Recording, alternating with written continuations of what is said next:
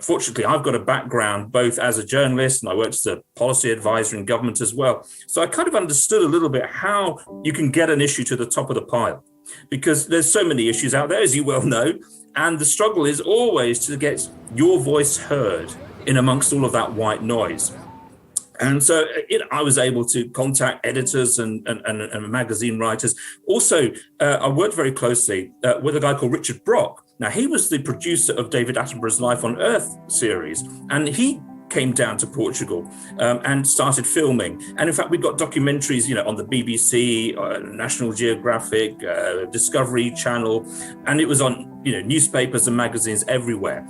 Suddenly, it was an issue that was on the map. Very few people had ever heard of it. In fact, I'll tell you, when I rang up the head of species of one of the world's largest conservation organizations and asked him, look, what are you doing and can we work together? And he said, well, isn't that a subspecies of the Eurasian lynx? And of course it isn't.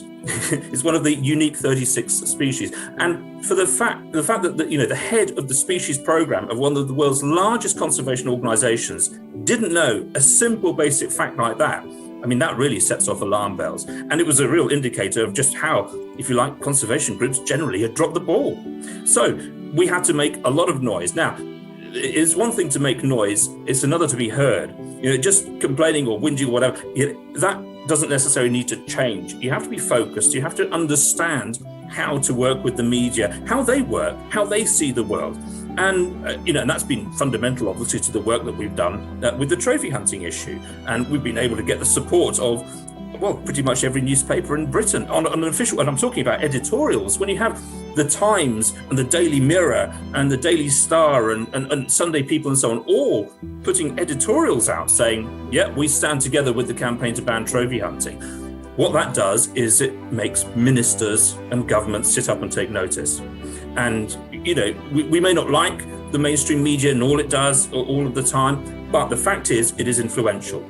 And we have to be smart as a movement to know how to work with it and how to understand that journalists, they're looking for a good story. Editors, they're wanting to write about things which are important to their readers.